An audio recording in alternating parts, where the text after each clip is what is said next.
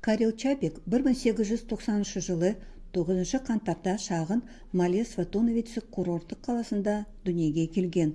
Чех жазушысы, француз поэзиясының аудармашысы, пьесалар, ертегілер, фантастикалық әңгімелер, саяхат туралы очерктердің авторы. Карел Чапик Карлов университетін бітіріп, философия докторы атанды. Карел 14 жасынан бастап шағын шығармалар жазды және олар газет беттерінде жариялана бастады. Алғашқы әңгімелерін ол ағасымен бірлесіп жазды, бірақ кейін өз бетінше жұмыс істей бастады.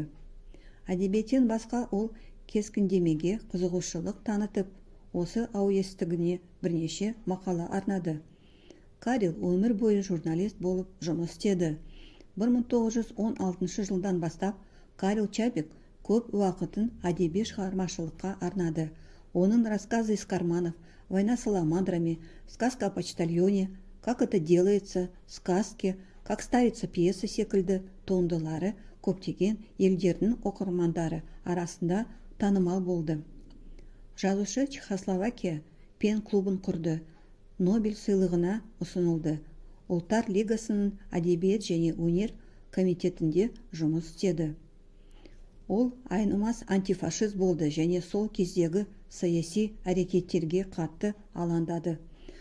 1938 жылы 25 желтоқсанда жазушы қайтыс болып, Вишеградта жерленді. Оның жесірі мұрағат жазбаларын бақтың ішіне жасырып, гестапоның құртып жіберуінен құтқарып қалды.